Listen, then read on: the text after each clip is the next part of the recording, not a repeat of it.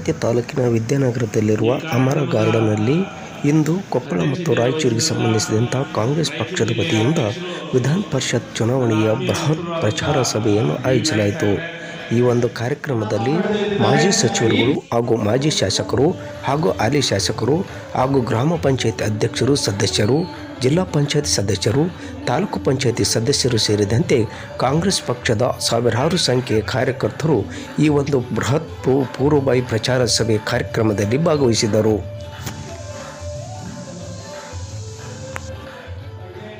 ಮಾಜಿ ಸಚಿವರು, ಜಿಲ್ಲಾ ಕಾಂಗ್ರೆಸ್ ಅಧ್ಯಕ್ಷರಾಗಿರುವಂತಹ ಶಿವರಾಜ್ ತಂಗಡಗಿ ಹಾಗೂ ಮಾಜಿ ಸಚಿವರು ಮತ್ತೊಬ್ಬ ಕುಷ್ಟಗಿ ಕ್ಷೇತ್ರದ ಶಾಸಕರಾಗಿರುವಂತಹ ಅಮರೇಗೌಡ ಬೈಯಪ್ಪು, ಬಸವನಗೌಡ ಮಾಜಿ ತುಡಿಯಾಳ್ ಶಾಸಕರು ಮಸ್ಕಿ ಕ್ಷೇತ್ರ ಹಾಗೂ ಶಿವರಾಮಗೌಡ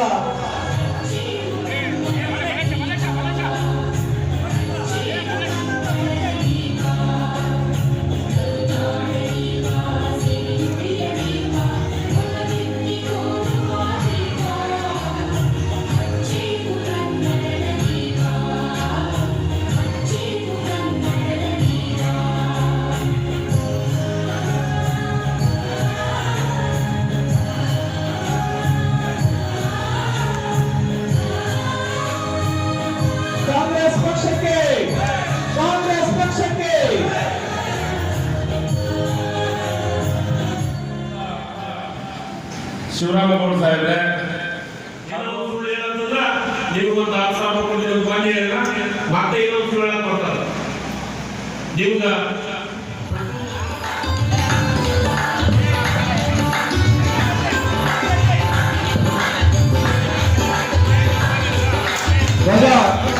ಧ್ವಜದ ಮುಖಾಂತರ ನಮ್ಮ ಪಕ್ಷದಲ್ಲಿ ಬರಮಾಡಿಕೊಳ್ಬೇಕು.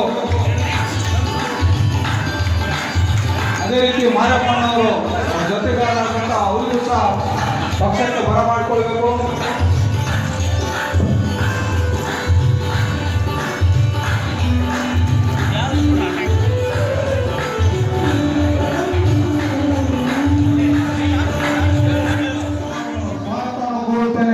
ಸುಸ್ವಾಗತ ಕೋರುತ್ತೇನೆ. ಅದೇ ರೀತಿ ಉದ್ಘಾಟಕರಾದಂಥ ಈ ಕಾರ್ಯಕ್ರಮದ ಉದ್ಘಾಟಕರು ಜನಪ್ರಿಯ ಶಾಸಕರಾದಂಥ ಕೃಷಿ ಶಾಸಕರಾದಂಥ ಸನ್ಮಾನ್ಯ ಶ್ರೀ ಅಮರೇಗೌಡ ಬೈಯಪ್ಪ ಸಾಹೇಬರಿಗೆ ಸ್ವಾಗತವನ್ನು ಕೋರುತ್ತೇವೆ.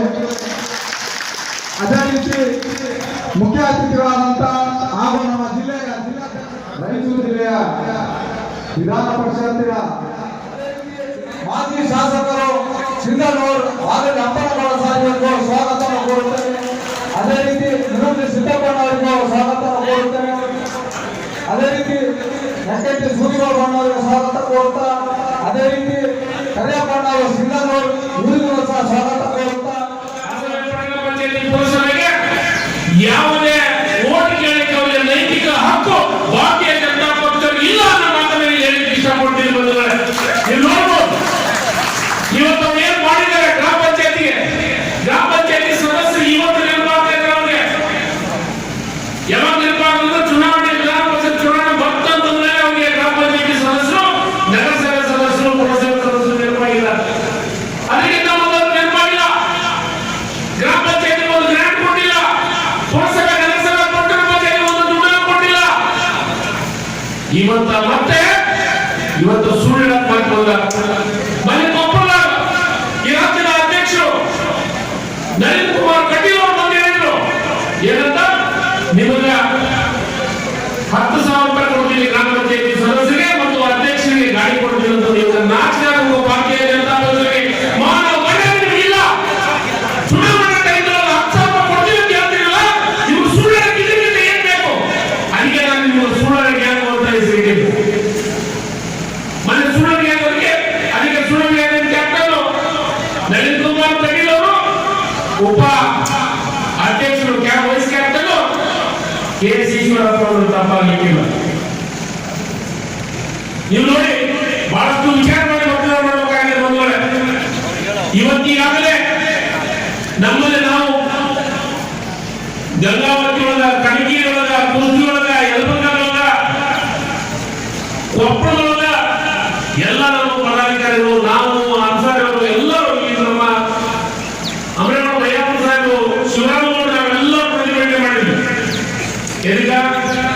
ಪೆಟ್ರೋಲ್ ಬೆಲೆ, ಡೀಸೆಲ್ ಬೆಲೆ ಏರ್ತಾ ಇದೆ. 100 ರೂಪಾಯಿ ಸಬ್ಸಿಡಿ ಆಯ್ತು, ಡೀಸೆಲ್ ಬೆಲೆ ಏರ್ತಾ ಇದೆ, ಪೆಟ್ರೋಲ್ ಬೆಲೆ ಏರ್ತಾ ಇದೆ. ಇದಕ್ಕೊಂದು ಕಡಿವಾಣ ಹಾಕಿ ಈ ಭಾಗದ ರೈತರು ಬದುಕೋದು ಬಹಳ ಕಷ್ಟ ಇದೆ. ಈ ಭಾಗದ ರೈತರು ಬದುಕೋದು ಬಹಳ ಕಷ್ಟ ಇದೆ. ಎಲ್ಲ ಬೆಲೆ ಏರಿಕೆ ಆಗ್ತಾ ಇದೆ ಅಂತ ಪ್ರತಿಭಟನೆ ಮಾಡಿದ್ರ ಯಾರು ಭಾರತೀಯ ಜನತಾ ಪಕ್ಷದವರಿಗೆ ಒಂದು ಸ್ಟೇಟ್ಮೆಂಟ್ ಕೊಡಲಿಲ್ಲ. ಈ ಜಿಲ್ಲೆಯವರಿರ್ಬೋದು, ರಾಜ್ಯ ಯಾವ ನಾಯಕರು. 12 ಪಂಚಾಯಿತಿಗಳು, ಅದರಲ್ಲಿ ನಮ್ಮ ಅಧ್ಯಕ್ಷರು ಉಪಾಧ್ಯಕ್ಷರು ನಮ್ಮ ಆಡಳಿತ ಹಿಡಿತದಲ್ಲಿದ್ದಾರೆ. 19ರಲ್ಲಿ 12 ಪಂಚಾಯಿತಿ. ಇನ್ನ 7 ಪಂಚಾಯಿತಿಯಲ್ಲಿ ನಮ್ಮ ಸದಸ್ಯರುಗಳು ಸಿದ್ಧರಿದ್ದಾರೆ. ಒಟ್ಟು ನಮ್ಮ ಸದಸ್ಯರು, ಕಾಂಗ್ರೆಸ್ ಪಕ್ಷದ ಬೆಂಬಲಿತ ಸದಸ್ಯರು 236 ಜನ ನಮ್ಮ ಗ್ರಾಮ ಪಂಚಾಯಿತಿಯ ಅಧ್ಯಕ್ಷರು ಮತ್ತು ಸದಸ್ಯರು ಕಾಂಗ್ರೆಸ್ ಪಕ್ಷದ ಬೆಂಬಲಿತ. ಮತ್ತು ನಮ್ಮ ಗಂಗಾವತಿ ನಗರದ ನಗರಸಭೆಯ 19 ನಗರಸಭೆ ಸದಸ್ಯರು ನಮ್ಮವರಿದ್ದಾರೆ. ಈಗ ತಾಲೂಕು ಪಂಚಾಯತಿ ಸದಸ್ಯರುಗಳು ಅವರಿಗೆ ಅವರ ಅವಧಿ ಮುಕ್ತಾಯವಾಗಿದ್ದರಿಂದ, ಜಿಲ್ಲಾ ಪಂಚಾಯಿತಿಯ ಸದಸ್ಯರ ಅವಧಿ ಮುಕ್ತಾಯವಾಗಿದ್ದರಿಂದ ಅವರಿಗೆ ಮತ ಹಾಕಲಿಕ್ಕೆ ಬರುವುದಿಲ್ಲ. ಒಂದು ಕಡೆ ನಮ್ಮ ಗ್ರಾಮ ಪಂಚಾಯಿತಿಯ ಸದಸ್ಯರುಗಳಿಗೆ ಮತ್ತು ಆಯಾ ಗ್ರಾಮದ ಕಾಂಗ್ರೆಸ್ ಪಕ್ಷದ ಮುಖಂಡರು ಮತ್ತು ಹಿರಿಯರಿಗೆ ನಮ್ಮೆಲ್ಲರಿಗೆ ತಿಳಿಸುವುದೇನೆಂದರೆ, ಕಾಂಗ್ರೆಸ್ ಪಕ್ಷದ ಅಭ್ಯರ್ಥಿಯಾಗಿರ್ತಕ್ಕಂಥ, ಕ್ಷಮಿಸಬೇಕು ನಾನು ನಮ್ಮ ಅಭ್ಯರ್ಥಿಯ ಹೆಸರು ತಗೊಂಡು ಮಾಡಿಬಿಟ್ಟೆ, ನಮ್ಮ ವಿಧಾನ ಪರಿಷತ್ತಿನ ಅಭ್ಯರ್ಥಿಯಾಗಿರ್ತಕ್ಕಂಥ ಶರಣಗೌಡ ಅನ್ನದಾನಗೌಡ ಬೈರಾಪುರ ಅವರು, ನಮ್ಮ ಶರಣಗೌಡರವರು ಕಾಂಗ್ರೆಸ್ ಪಕ್ಷದಿಂದ ಸ್ಪರ್ಧಿಸಿದ್ದಾರೆ. ಬಹಳ ಮುಖ್ಯವಾಗಿರ್ತಕ್ಕಂಥ ವಿಷಯ ಅವರು ಪ್ರಸ್ತಾಪಿಸಿದ್ದಾರೆ ಮತ್ತು ಬಯಾಪುರ್ ಅಮರೇಗೌಡ ಅವರು ಸಹಿತ ಪ್ರಸ್ತಾಪಿಸಿದ್ದಾರೆ. ಏನಂದ್ರೆ, ನಮ್ಮ ರಾಯಚೂರು ಕೊಪ್ಪಳ ಅವಳಿ ಜಿಲ್ಲೆಯ ಅಭ್ಯರ್ಥಿ ಆಗಿರ್ತಕ್ಕಂಥವ್ರು ಶರಣಗೌಡ ಬಯಾಪುರ್, ಬೇರೆ ಜಿಲ್ಲೆಯ ಅಭ್ಯರ್ಥಿ ಆಗಿರ್ತಕ್ಕಂಥ ಬಿಜೆಪಿಯವರು. ನಮ್ಮ ಮನೆ ಸದಸ್ಯರಿಗೆ ನಾವು ಆಯ್ಕೆ ಮಾಡಬೇಕಾಗಿರ್ತಕ್ಕಂಥದ್ದು ನಮ್ಮ ಧರ್ಮವಾಗುತ್ತೆ. ನಮ್ಮ ಮನೆ ಸದಸ್ಯರಿಗೆ ಬಿಟ್ಟು ನಾವು ಬೇರೆ ಜಿಲ್ಲೆ ಬೇರೆಯವರಿಗೆ ಆಯ್ಕೆ ಮಾಡಿದ್ರೆ ಅದು ಅನ್ಯಾಯ ಮಾಡಿದಂತಾಗುತ್ತದೆ. ಅದರಲ್ಲಿ ಬಿಜೆಪಿಯವರು ಅವ್ರ ಬಗ್ಗೆ ಅಂತೂ ಮುಖಂಡರು ಹೇಳಿದ್ದಾರೆ, ತಮಗೆಲ್ಲರಿಗೂ ಗೊತ್ತಿದೆ, ಇಡೀ ದೇಶಕ್ಕೆ ಗೊತ್ತಿದೆ. ಅವ್ರ ಕಡೆ ಸುಳ್ಳು ಹೇಳ್ತಕ್ಕಂಥ ಜನ, ಸುಳ್ಳು ಹೇಳಿ ಜನಗಳಿಗೆ ದಾರಿ ತಪ್ಪಿಸ್ತಕ್ಕಂಥದ್ದು, ಮೋಸ ಮಾಡ್ತಕ್ಕಂಥದ್ದು, ಯಾಮರ್ಸಲಿಕ್ಕೆ ಪ್ರಯತ್ನ ಮಾಡ್ತಕ್ಕಂಥದ್ದು ಬಿಜೆಪಿ ಪಕ್ಷದವರ ಕೆಲಸವಾಗಿದೆ. ಅದು ಪ್ರಧಾನಮಂತ್ರಿಗಳಿಂದ ಹಿಡಿದು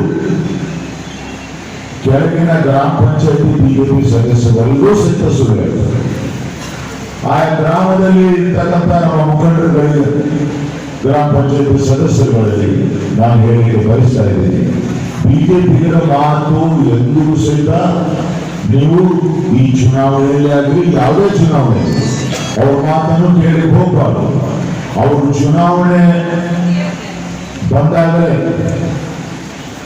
ಏನಾದರೂ ಅಡ್ಡಪಡಿಸಲಿಕ್ಕೆ ಪ್ರಯತ್ನ ಮಾಡ್ತಾರೆ, ಅಡ್ಡ ಮತದಾನ ಆಗಲಿಕ್ಕೆ ಪ್ರಯತ್ನ ಮಾಡ್ತಾರೆ. ಅದಕ್ಕೆ ಅವಕಾಶ ಕೊಡಬಾರದು. ಮತ್ತೆ ಕೊಡಲಿಲ್ಲ ಅಂತೇಳಿ ನನ್ನ ಗಂಗಾವತಿ ವಿಧಾನಸಭಾ ಕ್ಷೇತ್ರದ ಗ್ರಾಮ ಪಂಚಾಯತಿ ಸದಸ್ಯರು ಮಾಡ್ತಾರೆ, ಆ ಒಂದು ಕೆಲಸಕ್ಕೆ ಮುಂದಾಗ್ತಾರೆ. ಬಿಜೆಪಿ ಸದಸ್ಯರಾಗಲಿ, ಬಿಜೆಪಿ ಪಕ್ಷದ ವ್ಯಕ್ತಿಗಳಾಗಲಿ ಅವ್ರ ಮಾತಿಗೆ ಬೆಲೆ ಕೊಡುವುದಿಲ್ಲ ನಮ್ಮ ಗ್ರಾಮ ಪಂಚಾಯತಿ ಸದಸ್ಯರು ಅಂತ ಹೇಳಲಿಕ್ಕೆ ನಾನು ಭಾವಿಸುತ್ತೇನೆ. ಅದ್ರ ಜೊತೆಯಾಗಿ ಗ್ರಾಮ ಪಂಚಾಯತಿ ಸದಸ್ಯರಿಗೆ ಆಯ್ಕೆ ಮಾಡಲಿಕ್ಕೆ ಯಾರ್ಯಾರು ಶ್ರಮ ಪಟ್ಟಿದ್ದಾರೆ ಅವರೆಲ್ಲರೂ ತಾವು ಬಂದಿದ್ದಾರೆ.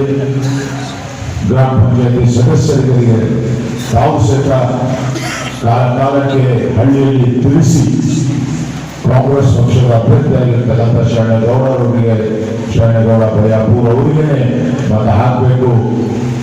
ಬಹಳ ಸರಳವಾಗಿದೆ. ಬಹಳ ಸರಳವಾಗಿರ್ತಕ್ಕಂಥ ಮತದಾನ. ಈಗಾಗಲೇ ಮಾದರಿಯ ಮತಪತ್ರ ಇಲ್ಲಿ ತೋರಿಸಲಾಗಿದೆ. ಕ್ರಮ ಸಂಖ್ಯೆ 2 ಮ್ಯಾಲಿಂದ 2ನೇ ಕ್ರಮ ಸಂಖ್ಯೆ. ಅದಕ್ಕೆ ಒಂದಂತೆ ಗೀಟಿ ಹಾಕಬೇಕಷ್ಟೇ, ಒಂದಂತೆ ಗೀಟಿ ಹಾಕಬೇಕು. ನಮ್ಮ ಮಹಿಳಾ ಸದಸ್ಯನೇ ಆಗಲಿ, ನಮ್ಮ ಪುರುಷ ಸದಸ್ಯರಾಗಲಿ, ತಾವೆಲ್ಲರೂ 236 ಮತಗಳು ಕಾಂಗ್ರೆಸ್ ಪಕ್ಷಕ್ಕೆ ಬೀಳಬೇಕು. ನಗರಸಭೆ 19 ಮತಗಳು ಸಹಿತ ಕಾಂಗ್ರೆಸ್ ಪಕ್ಷಕ್ಕೆ ಬೀಳಬೇಕು. ಇದಲ್ಲದೆ ನಿಮ್ಮ ಶಕ್ತಿಯನ್ನು ನೀವು ತೋರಿಸಬೇಕು. ಬಿಜೆಪಿ ಪಕ್ಷದ ಗ್ರಾಮ ಪಂಚಾಯತಿ ಸದಸ್ಯರಿಗೆ ಮನವೊಲಿಸಿಕೊಂಡು ನಮ್ಮ ಕಡೆ ಹಾಕಿಸ್ತಕ್ಕಂಥ ಪ್ರಯತ್ನ ಮಾಡಬೇಕು. ಆ ಸಾಹಸಕ್ಕೆ ಕೈ ಹಾಕಬೇಕು, ಮುಂದಾಗಬೇಕು. ನಾವು ಇನ್ನೊಬ್ಬರ ಕೈಯಲ್ಲಿ ಬಲಿಯಾಗಕ್ಕೆ ಹೋಗಬಾರ್ದು. ಆದರೆ ನಾವು ಇನ್ನೊಬ್ಬರಿಗೆ ಮನಸ್ಸು ಒಲಿಸಿಕೊಂಡು ನಾವು ಮತ ಹಾಕಲಿಕ್ಕೆ ಮುಂದಾಗಬೇಕು. ಯಾತಕ್ಕೆ ಅಂತ ಹೇಳಿದ್ರೆ, ಗ್ರಾಮ ಪಂಚಾಯಿತಿಯ ಸದಸ್ಯರುಗಳು ಜನರಿಂದ ತಾವು ಆಯ್ಕೆಯಾಗಿದ್ದಾರೆ. ಈಗ ನಿಮ್ಮ ಧ್ವನಿಯಾಗಿ ವಿಧಾನ ಪರಿಷತ್ತಿನ ವಿಧಾನಸೌಧದ ಮೇಲ್ಮನೆಯಲ್ಲಿ ನಿಮ್ಮ ಧ್ವನಿಯಾಗಿ ಮಾತನಾಡಬೇಕು ಅಂದ್ರೆ ನೀವು ಒಂದು ಪ್ರತಿನಿಧಿಯನ್ನು ಆಯ್ಕೆ ಮಾಡಬೇಕಾಗುತ್ತೆ. ಅದೇ ವಿಧಾನ ಪರಿಷತ್ತಿನ ಚುನಾವಣೆ.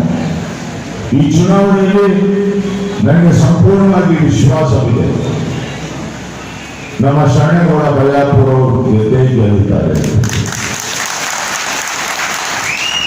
ಯಾಕಂದ್ರೆ ಹಿಂದೆ ನಡೆದಿರ್ತಕ್ಕಂಥ ಗ್ರಾಮ ಪಂಚಾಯಿತಿಯ ಚುನಾವಣೆಯ ಫಲಿತಾಂಶವನ್ನು ನಾವು ನೋಡಿದಾಗ ಸುಮಾರು 50%ಗಿಂತ ಹೆಚ್ಚಿಗೆ ಎಲ್ಲ ಕಡೆ ನಮ್ಮ ಕಾಂಗ್ರೆಸ್ ಬೆಂಬಲಿತ ಮೆಂಬರ್ಗಳು ಆಯ್ಕೆಯಾಗಿ ಬಂದಿದ್ದಾರೆ ಅವಳಿ ಜಿಲ್ಲೆಗಳಲ್ಲಿ ಅಂತ ಹೇಳಿ ನಾನು ಭಾವಿಸ್ತೇನೆ. ಹಾಗಾಗಿ ಸುಲಭ ಇದೆ ಅಂತ ಹೇಳ್ಬಿಟ್ಟು ನಾವು ಮೈಯನ್ನು ಮರೆಯುವಂತೆ ಇಲ್ಲ. ಸುಲಭ ಇದೆ ಅಂತ ಹೇಳ್ಬಿಟ್ಟು ನಾವು ಮೈ ಮರೆಯಲಿಕ್ಕೆ ಹೋಗಬಾರದು ಅಂತೇಳಿ ನಾನು ಗ್ರಾಮಸ್ಥರಲ್ಲಿ, ಮುಖಂಡರಲ್ಲಿ, ಗ್ರಾಮ ಪಂಚಾಯತಿ ಅಧ್ಯಕ್ಷರಲ್ಲಿ, ಮೆಂಬರಲ್ಲಿ ಎಲ್ಲರಲ್ಲಿ ನಾನು ಮನವಿ ಮಾಡ್ಕೊಂತೀನಿ. ದಯಮಾಡಿ ನಮ್ಮ ಅಮೂಲ್ಯವಾಗಿರ್ತಕ್ಕಂಥ ಮತ ಶರಣೇಗೌಡ ಬಳ್ಳಾಪುರಕ್ಕೆ ಹಾಕಿ. 21 ಸಾರಿ ಬೇಕು ಅಂದ್ರೆ ಗ್ರಾಮ ಪಂಚಾಯತಿ ಮೆಂಬರ್ಗಳು 21 ಸಾರಿಯ ಮುಂದಿನ ದಿನಗಳಲ್ಲಿ ಅಭಿವೃದ್ಧಿ ಆಗ್ಬೇಕು ನಿಮ್ಮ ಕ್ಷೇತ್ರ ಅಂದ್ರೆ ನೀವು ಶರಣೇಗೌಡ ಬಳ್ಳಾಪುರ ಅವರಿಗೆ ನಾವು ಮತ ಹಾಕಿ ಗೆಲ್ಸ್ಕೊಂಡ್ ಬನ್ನಿ. ಮುಂದಿನ ದಿನಗಳಲ್ಲಿ 2023 ಇಸ್ವಿಯಲ್ಲಿ ಆ ದೇವರ ಅನುಗ್ರಹ ತಾವೆಲ್ಲರ ಆಶೀರ್ವಾದ ನನ್ನ ಜೊತೆಗಿದ್ರೆ ಖಂಡಿತವಾಗಲೂ ನಾನು ಶರಣೇಗೌಡರವರು ಸೇರ್ಕೊಂಡು ಇನ್ನು ಹೆಚ್ಚಿನ ಅನುದಾನ ಸರ್ಕಾರದಿಂದ ತಂದು ನಿಮ್ಮ ಮನೆಗೆ ಹಾಕ್ತಕ್ಕಂಥ ಕೆಲಸವನ್ನು ನಾವು ಮಾಡುತ್ತಿದ್ದೇವೆ. ಬಿಜೆಪಿ ಪಕ್ಷದಲ್ಲಿ ನಮ್ಮ ಅವಳಿ ಕ್ಷೇತ್ರದಲ್ಲಿ ಕನಕಗಿರಿ ಮತ್ತು ಗಂಗಾವತಿ ವಿಧಾನಸಭಾ ಕ್ಷೇತ್ರದಲ್ಲಿ ಇಲ್ಲಿ ಬಹಳಷ್ಟು ಏನಪ್ಪ ಅಂದ್ರೆ ಜನ ಮತದಾರರು ಕಷ್ಟದಲ್ಲಿದ್ದಾರೆ. ರೊಕ್ಕ ಕೊಟ್ಟು ಕೊಟ್ಟು ಕೊಟ್ಟು ಕೊಟ್ಟು ಬಹಳಷ್ಟು ಸುಸ್ತಾಗ್ಬಿಟ್ಟಿದ್ದಾರೆ. ಪ್ರತಿಯೊಂದು ಹೆಜ್ಜೆಗೆ ರೊಕ್ಕ ಕೊಡಬೇಕು, ಪ್ರತಿಯೊಂದು ಹೆಜ್ಜೆಗೆ ರೊಕ್ಕ ಕೊಡಬೇಕು. ಅಧಿಕಾರಿಗಳಿಗಾಗಲಿ ಪ್ರತಿಯೊಬ್ಬರಿಗಾಗಲಿ ಸರ್ಕಾರಿ ಆಸ್ಪತ್ರೆಗೆ ಹೋದ್ರೆ ಹೆರಿಗೆ ಮಾಡಿಸ್ಕೊಳ್ಳೋದು ರೊಕ್ಕ ಕೊಡಬೇಕು. ಈ ಪರಿಸ್ಥಿತಿ ಇವತ್ತು ಬಿಜೆಪಿ ಪಕ್ಷದ ಶಾಸಕರುಗಳು ಉಂಟು ಮಾಡಿದ್ದಾರೆ. ಬಿಜೆಪಿ ಪಕ್ಷದ ಶಾಸಕರು ಬರೇ ಪರ್ಸೆಂಟೇಜ್ಗೆ ನಿಂತ್ಕೊಂಡಿದ್ದಾರೆ. 50% ಸಮೀಪ ಇವರೆಲ್ಲ ಬಂದಿದ್ದಾರೆ. 50% ಸಮೀಪ. ಇನ್ನ ಗಂಗಾವತಿ ವಿಧಾನಸಭಾ ಕ್ಷೇತ್ರದ ಶಾಸಕರಂತೂ ಪಾರ್ಟ್ನರ್ಶಿಪ್ ಮೇಲೆ ನಡೀತಾ ಇದ್ದಾರೆ.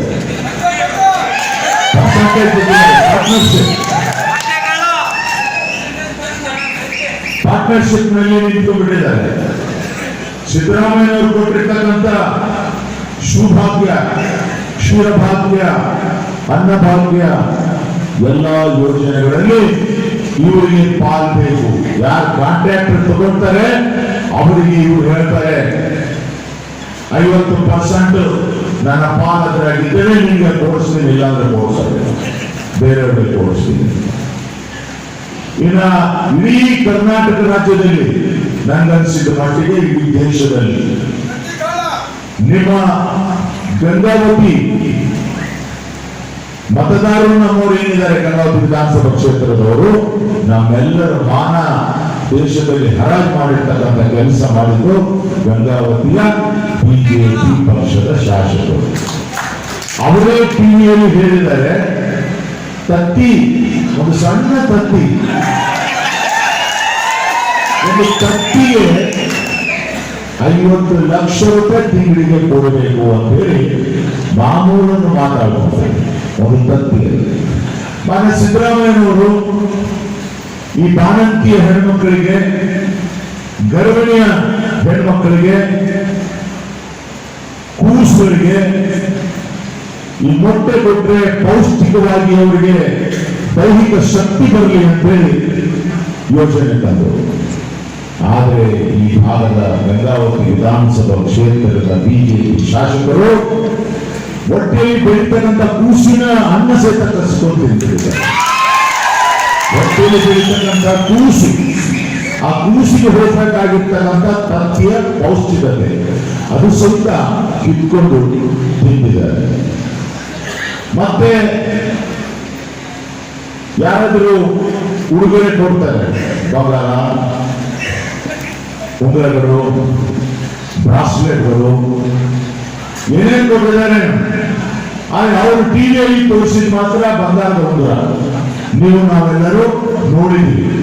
ಬಂಗಾರದ ಉಂಗುರ ಹಿಂಗೆ ಹಾಕೊಂಡು ಒಳ್ಳೆ ಹಿಂಗೆ ತೋರಿಸಿದ್ದು ನಾವು ನೋಡಿ, ನಾವಷ್ಟೇ ಅಲ್ಲ ಇಡೀ ರಾಜ್ಯ, ಇಡೀ ದೇಶ ನೋಡಿದ್ದಾರೆ. ಅದು ಯಾಕೆ ನೋಡ್ಯಾರ ಅವರು? ಯಾರೋ ಪುಕ್ಕಟ್ಟೆ ತಂದರೆ ಹಾಕೊಳ್ಳೋದ್ರ ಬದಲಾಗಿ ಇದು ಒರಿಜಿನಲ್ ಐತೋ ಇಲ್ಲೋ, ಇದು 20 ತೊಲೆ 40 ತೊಲೆ ಐತೋ ಇಲ್ಲೋ, ಏನ್ ಬಾರಿ 1 ತೊಲೆ ಐತಾ, ಇದು ಅಳತೆ ಅಂದ್ರೆ ಅವ್ರಿಗೆ ಎಷ್ಟು ಶುಲ್ಕ ಒಂದು ಇದಕ್ಕೆ ನಿಂತ್ಕೊಂಡ್ಬಿಟ್ಟಿದ್ದಾರೆ ವ್ಯಾಪಾರಕ್ಕೆ ಅಂತ ಹೇಳಿದ್ರೆ ನನಗೆ ಬಂದು ಹೇಳ್ತಾರೆ, ನಾವು ಸೋತೀವಿ ಅಂತೇಳಿ ಇನ್ನೊಬ್ಬರ ಮೇಲೆ ನಾವು ಆರೋಪ ಮಾಡಿ ಹೋಗ್ತಾ ಇಲ್ಲ. ಆ ಸಣ್ಣತನಕ್ಕೆ 20 ಸಾರಿ ಹೋಗೋದಿಲ್ಲ. ನನ್ನ ದೃಷ್ಟಿಕೋನ ಏನಿದ್ರು ಸಹಿತ ಅಭಿವೃದ್ಧಿ ಕಡೆ. ನಾವು ಚುನಾವಣೆಗೆ ಹೋಗ್ಬೇಕಂದ್ರೆ ಲೆಕ್ಕಪತ್ರ ತಗೊಂಡು ಜನಗಳ ಹತ್ರ ಚುನಾವಣೆಗೆ ಹೋಗಿ ಪ್ರತಿ ಹಳ್ಳಿಗೆ ಲೆಕ್ಕ ಕೊಟ್ಟು ಎಷ್ಟು ಕೋಟಿ ಹಣ ತಂದೀವಿ ಅಂತೇಳಿ ಲೆಕ್ಕ ಕೊಟ್ಟು ಅವ್ರ ಹತ್ರ ಮಾತಾಡಬಹುದು. ಅದಕ್ಕೆ ಧೈರ್ಯದಿಂದ ನಾವು ಇವತ್ತು ಸೋತರು ಸಹಿತ ಜನರ ಮುಂದೆ ಮಾತಾಡ್ತೀವಿ. ಕೆಲಸ ಮಾಡಲಾರ್ದಂತ ವ್ಯಕ್ತಿಗೆ ಮಾತನಾಡಕ್ಕೆ ಆತ್ಮಸ್ಥೈರ್ಯ ಬರೋದಿಲ್ಲ. ನಾವು ಕೆಲಸ ಮಾಡಿದ್ವಿ, ಒಂದೊಂದು ಕೋಟಿಗಳು ಲಕ್ಷ ಕಾಣ್ತಿದ್ದಿಲ್ಲ, ಒಂದೊಂದು ಹಳ್ಳಿಗಳು ಲಕ್ಷ ಕಾಣ್ತಿದ್ದಿಲ್ಲ. ನಾವು ಕೋಟಿ ಕೋಟಿ ಹಣ ತಂದು ಆ ಹಳ್ಳಿಗೆ ಸುರಿದಿದ್ದೇವೆ ಪ್ರತಿಯೊಂದು ಹಂತದಲ್ಲಿ. ಅದೆಷ್ಟೋ ದೇವಸ್ಥಾನಗಳ ಕಟ್ಟಿಸಿದ್ದೀವಿ, ದೇವಸ್ಥಾನಗಳಿಗೆ ಅನುದಾನಗಳನ್ನು ಕೊಟ್ಟಿದ್ದೀವಿ.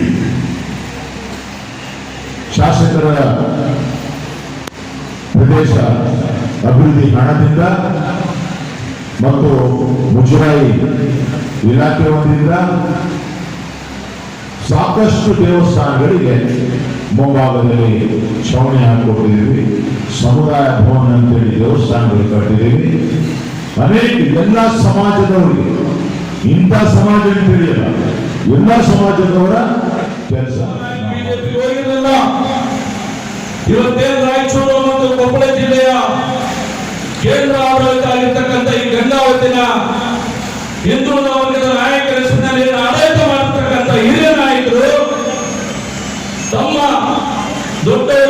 ದೊಡ್ಡತನದಿಂದ ತೆಗೆದುಕೊಂಡಿರ್ತಕ್ಕಂಥ ನಿರ್ಧಾರದಿಂದಾಗಿ ಇವತ್ತು ಗಂಗಾವತಿಯಲ್ಲಿ ಒಂದು ಮನೆ ಇರತಕ್ಕಂಥದ್ದು 3-4 ಮನೆ ಆದರೂ ಸರ್ವೆ ನಂಬರ್ 1 ದಿಸಾ ನಂಬರ್ 4.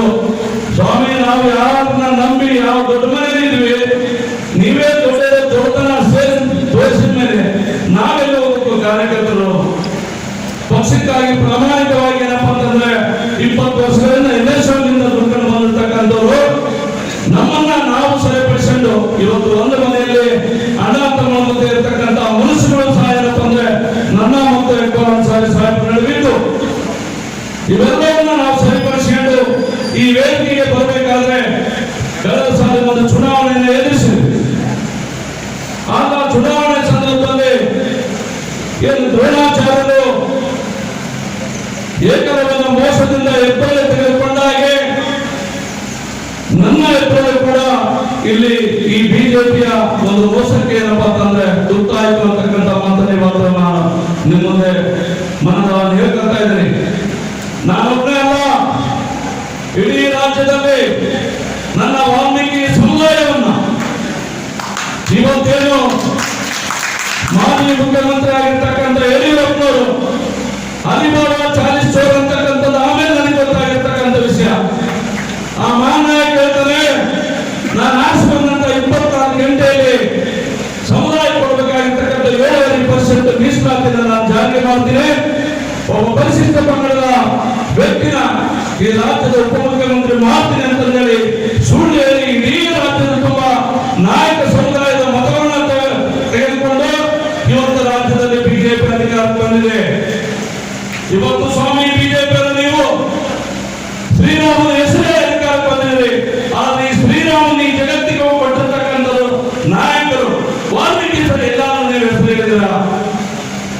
ಇವತ್ತು ನಿಮಗೆ ನೋಡಿದ ನೀತಿ ಇವತ್ತು ಚುನಾವಣೆ ಸಂದರ್ಭದಲ್ಲಿ ಹಿಂದೂ ಮುಸ್ಲಿಂ ಹೆಸರಿನಲ್ಲಿ ಗಂಗಾವತಿಯಲ್ಲಿ ಗಲಾಟೆ ಮಾಡಿದ್ರಿ, ಇನ್ನು ಬೇರೆ ಬೇರೆ ಕಡೆ ಗಲಾಟೆ ಮಾಡಿ ಎಲ್ಲ ನನ್ನ ದಲಿತ ಅಣ್ಣ ತಮ್ಮದ ಮೇಲೆ ಇವತ್ತು ಕೇಸ್ ಬಿದ್ದಿದ್ದಾರೆ.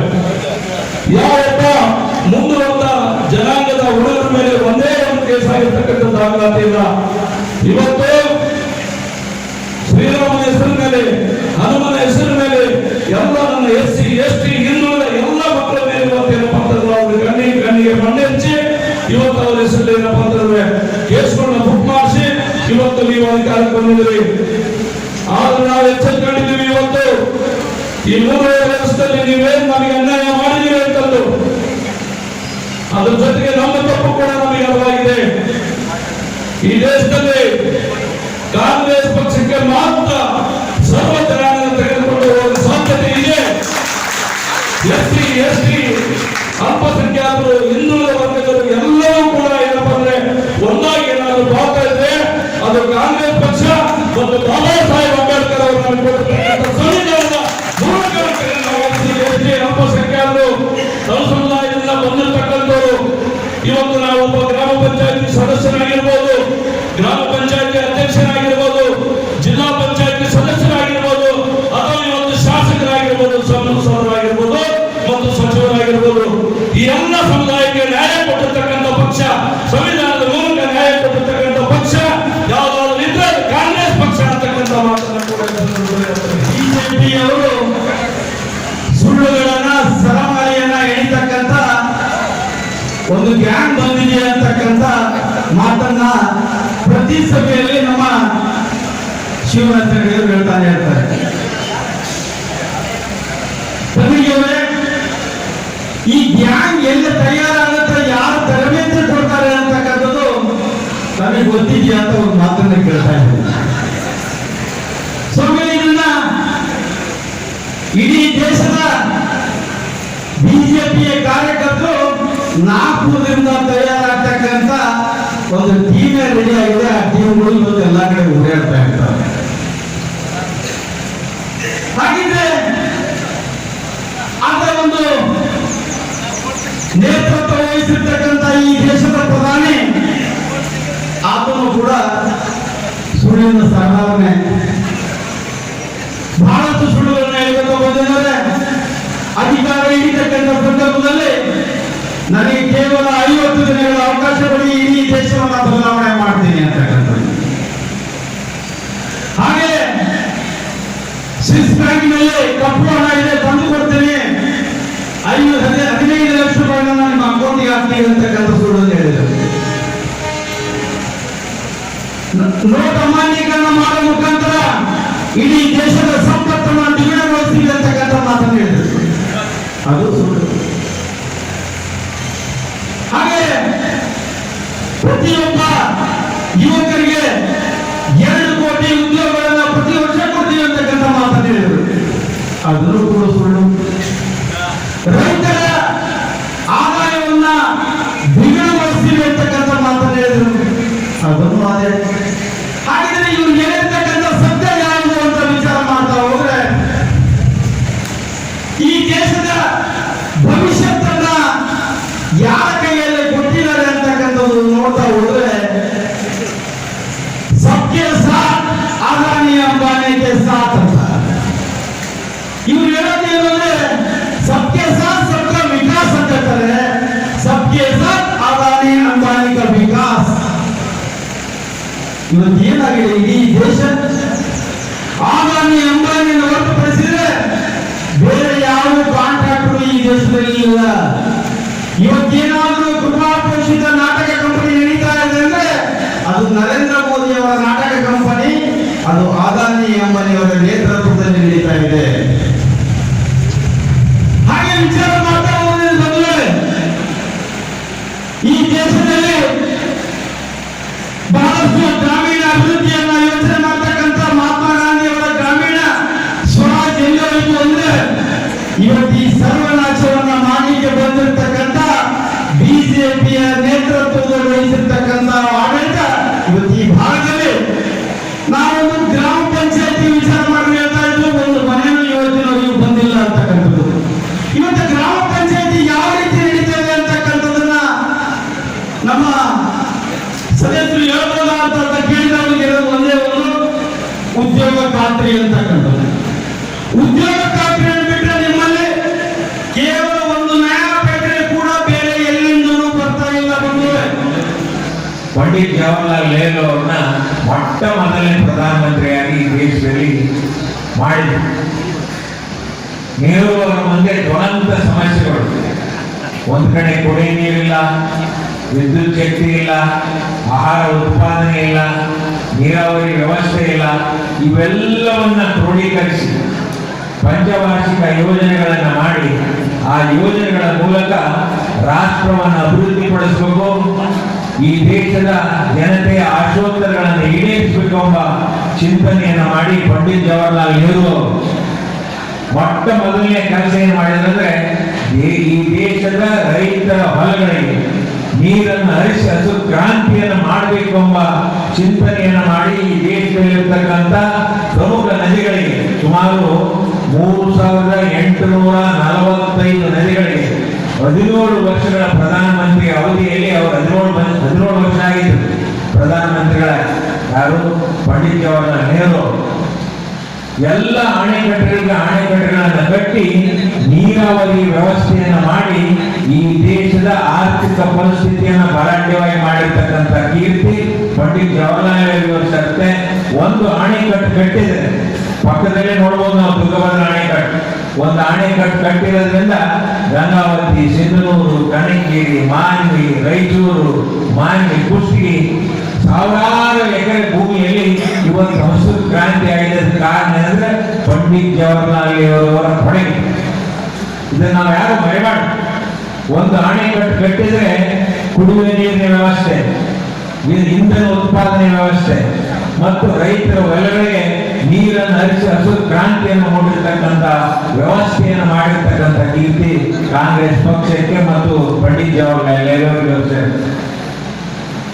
ಸುಮಾರು 7 ಜನ ಪ್ರಧಾನಮಂತ್ರಿಗಳಾಗಿದ್ದಾಗ ಸಮಯದಲ್ಲಿ 54 ವರ್ಷಗಳ ಅವಧಿಯಲ್ಲಿ ಒಬ್ಬೊಬ್ಬರದ್ದು ಒಂದೊಂದು ಕೊಡುಗೆ ಈ ದೇಶಕ್ಕೆ. ಇಂದಿರಾ ಗಾಂಧಿ ಅವರು ಪ್ರಧಾನಮಂತ್ರಿ ಆಗಿರ್ತಕ್ಕಂಥ ಸಂದರ್ಭದಲ್ಲಿ ಬಡತನ ರೇಖೆ ಬಹಳಷ್ಟು ಕೆಳಗೆ, ಆ ಬಡತನ ರೇಖೆ ಮೇಲೆತ್ತಬೇಕು ಎಂಬ ಚಿಂತನೆಯನ್ನು ಮಾಡಿ ಈ ದೇಶದಲ್ಲಿರ್ತಕ್ಕಂಥ ಎಲ್ಲ ಬ್ಯಾಂಕ್ಗಳನ್ನ ರಾಷ್ಟ್ರೀಕರಣ ಮಾಡಿದ್ರು. ರಾಷ್ಟ್ರೀಕರಣ ಮಾಡಿರೋದ್ರಿಂದನೇ ಇವತ್ತು ಈ ದೇಶದಲ್ಲಿ ಬಡವರಿಗೂ ಕೂಡ ಮಕ್ಕಳ ವಿದ್ಯಾಭ್ಯಾಸಕ್ಕೆ ಸಾಲ ಸಿಗುತ್ತೆ, ವಾಹನಗಳ ಖರೀದಿ ಮಾಡಕ್ಕೆ ಸಾಲ ಸಿಗುತ್ತೆ, ಮನೆ ಕಟ್ಟಕ್ಕೆ ಸಾಲ ಸಿಗುತ್ತೆ, ವ್ಯವಸಾಯ ಮಾಡಕ್ಕೆ ಸಾಲ ಕೊಡ್ತಾರೆ ಬ್ಯಾಂಕಿನಲ್ಲಿ. ರಾಷ್ಟ್ರೀಕರಣ ಮಾಡಲಿಲ್ಲ ಅಂದ್ರೆ ಈ ಸಾಲದ ವ್ಯವಸ್ಥೆನೇ ಬರ್ತದೆ ಈ ದೇಶದಲ್ಲಿ. ರೂಪಿಸ್ಕೊಳ್ಳಿಕ್ಕೆ ಗ್ರಾಮ ಪಂಚಾಯತಿ ಬಹಳ ಪ್ರಮುಖವಾದಂತಹ ಅಸ್ತ್ರ. ಈ ಗ್ರಾಮ ಪಂಚಾಯತಿಯಿಂದ ನಿಮ್ಮ ಬೇಡಿಕೆ ನೀವೇ ಈಡೇರಿಸಿಕೊಳ್ಬೇಕು, ನಿಮ್ಮ ಊರನ್ನು ನೀವೇ ಅಂದವಾಗಿ ಇಟ್ಟುಕೊಳ್ಬೇಕು ಅನ್ನೋದೇ ಮಹಾತ್ಮ ಗಾಂಧೀಜಿಯವರ ಕನಸು.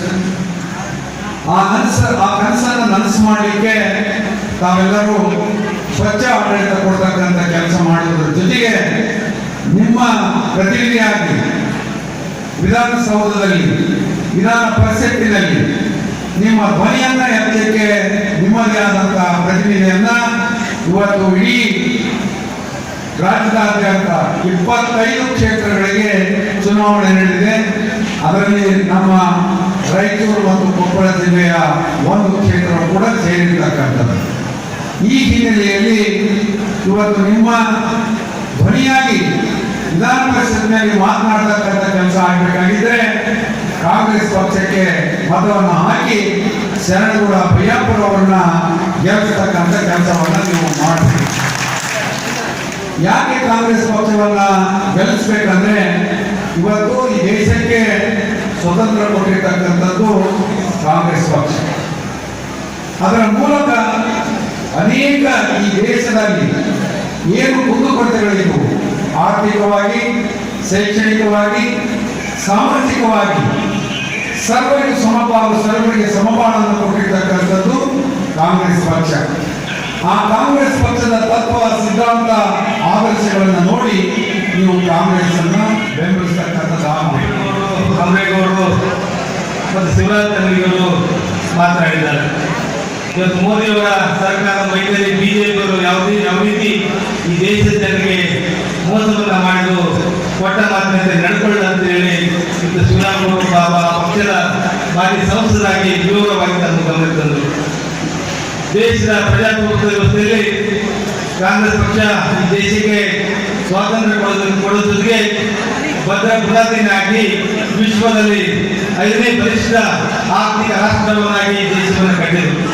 ಅಂತ ರಾಷ್ಟ್ರಕ್ಕೆ ಸುಳ್ಳುಗಳ ಮೂಲಕ 50-40 ವರ್ಷ ಕಾಂಗ್ರೆಸ್ ಪಕ್ಷಕ್ಕೆ ಅವಕಾಶವನ್ನು ಕೊಟ್ಟರೆ ಒಂದು ಅವಕಾಶವನ್ನು ಕೊಡಬೇಕಂತ ಹೇಳಿ ನರೇಂದ್ರ ಮೋದಿ ಅವರು ಯಾವ ಬಂಡವಾಳಶಾಹಿಗಳ ಅದಾನಿ ಅಂಬಾನಿ ಮತ್ತು ಕಾರ್ಪೊರೇಟ್ ಸಂಸ್ಥೆಗಳ ದುಡ್ಡಿನ ಸಹಾಯದಿಂದ ಇವತ್ತು ಮಾಧ್ಯಮಗಳನ್ನ ಖರೀದಿ ಮಾಡಿ ಸುದ್ದಿವಾಹಿನಿಗಳನ್ನು ಖರೀದಿ ಮಾಡಿ ದೇಶದ ಜನರಿಗೆ ಒಂದು ಮಂತ್ರವನ್ನು ಬೆಳೆದು ಇವತ್ತು ಸಾಮೂಹಿಕ ಸುಲಿಗೆ ತಂದು ಎದುರಿನಿಂದ ಬರೀ ಟಿವಿಗಳು ಮೋದಿ ತೋರಿಸಿ ಇವತ್ತು 34 ವರ್ಷಗಳ ನಂತರ ಈ ಭಾರತ ದೇಶದಲ್ಲಿ ಯಾವುದಾದ್ರೂ ಒಂದು ದೇಶ ಪಕ್ಷಕ್ಕೆ ಸ್ಪಷ್ಟ ಬಹುಮತ ಕೊಟ್ಟಿದ್ದಾರೆ ಅದು ನರೇಂದ್ರ ಮೋದಿ ಅವರ ಸರ್ಕಾರಕ್ಕೆ.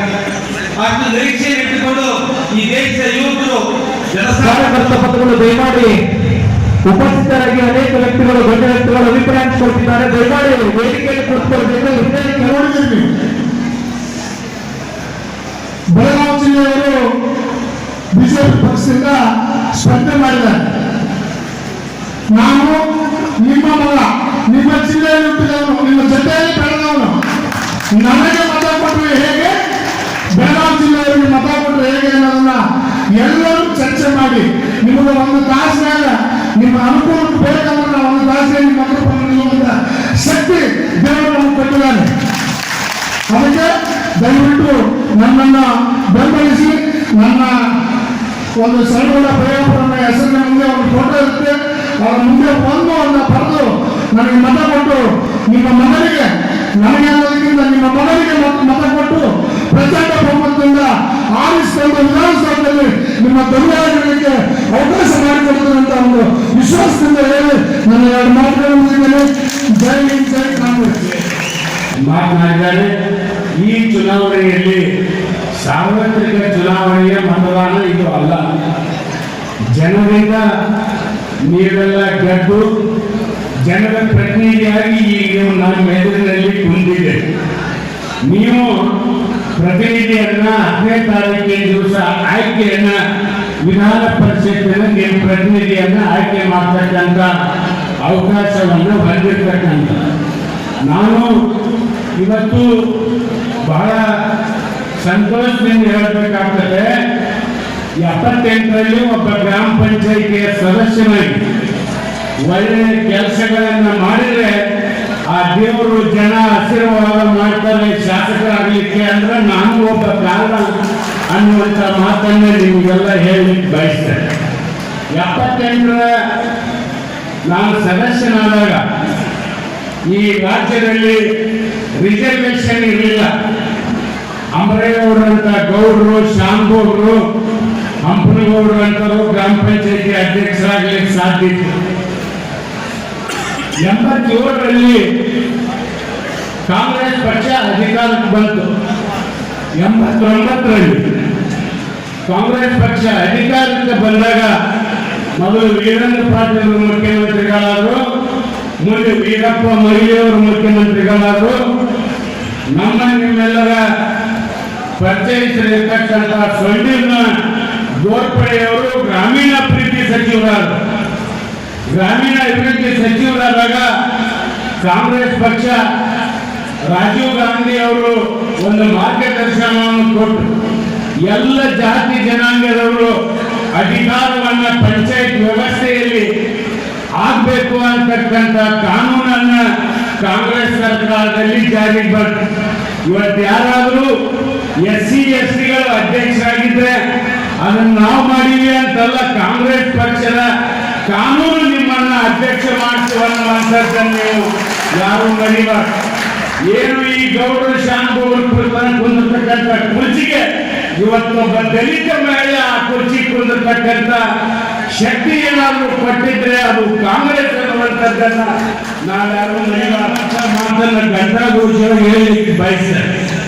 ಅನ್ಸಾರಿ ಅವರು ಮುನ್ಸಿಪಾಲಿಟಿ ಸದಸ್ಯರಾದರು.